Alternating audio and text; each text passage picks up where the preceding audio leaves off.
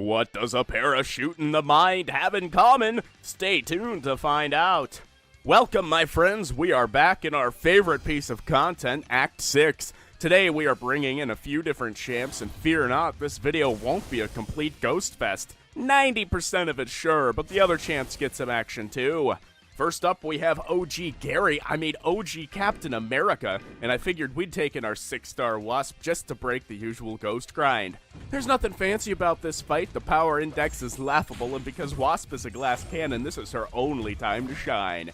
We use her wonderful passive stun to get some nice crits, and this Captain America is almost down in just a few heavy attacks.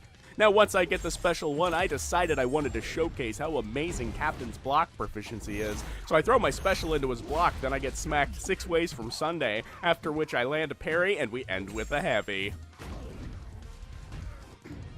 Next on our path of Rampage is Punisher 2099, and I've got some serious questions. If this guy is from the future, why doesn't he just turn around and leave?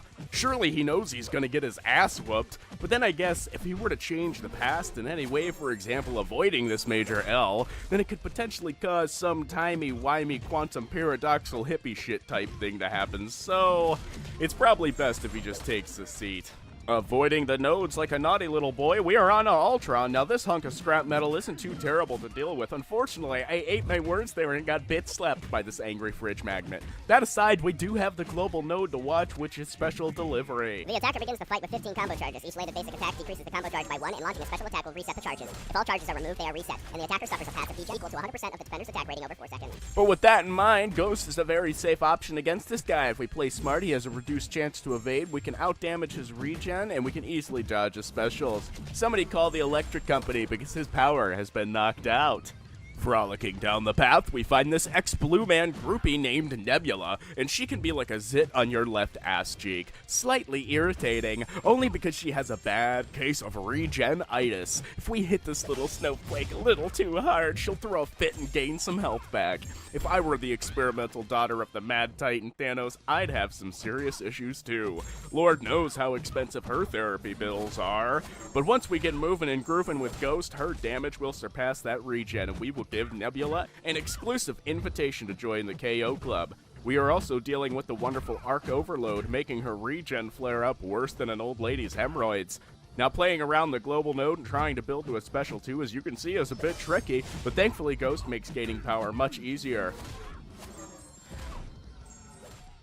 It's finally clobbering time as we take my big, rock-hard orange thing in to fight this flight suit, feather-wearing freak show. This fight here is hands down the most amateur thing gameplay you'll see on the internet. Having only had my thing at rank 5 for a few days prior to this gameplay, this is my practice. Now the strategy behind Thing is getting those rock stacks up. You can do this by parrying the opponent or taking blocked hits like a pro. Gaining enough of these delicious rock stacks, we can eventually turn them into Furies, which grants us a nice attack bonus. We have 20 rock stacks. When we throw a special 2, Thing will stun the opponent, giving us an opportunity to land multiple combos. In hindsight, because of the Oscillate node and the crazy amount of armor Vulture gains during that phase, Thing was probably not the best choice for this matchup. This because, as you can see, Thing's damage is heavily mitigated by that armor. But that isn't going to stop us from giving this boring bird a beatdown.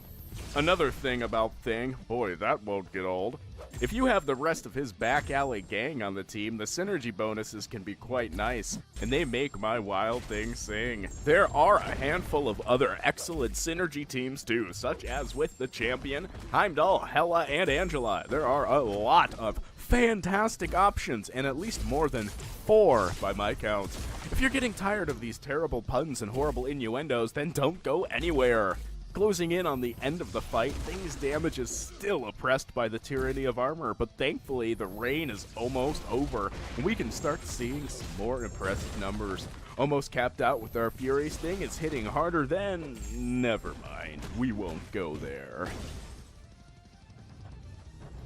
Tom Hardy versus Tom Holland, Tom v. Tom, the Tom, the match you wouldn't want to miss. Venom versus tight suit wearing teenage boy. Now, since our slick slithering symbiote fiend got an update from our overlords at Kabam, he is the best option for any web-slinging Spider-Verse fight. His unique abilities make it so that these pesky little arachnids can't evade any of our hits, so good luck, Stark Suit Spider shit.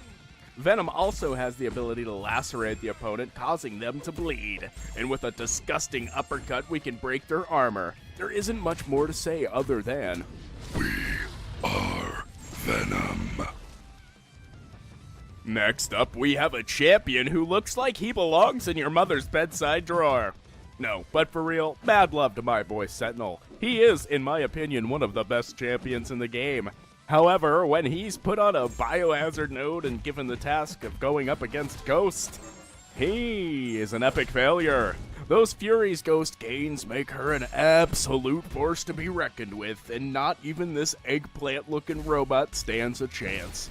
Arc Overload 2? No problem, special one for you. Alright, this is it, ladies and gents. We are finally at the big bad boss, a much uglier and trashier version of the last refrigerator we fought.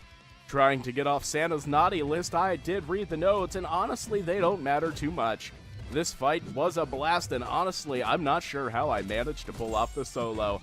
There were a few moments of godlike reaction time that I can't explain. But wow, I rarely get the opportunity to have a gameplay like this, so I think I'll let the gameplay do the talking.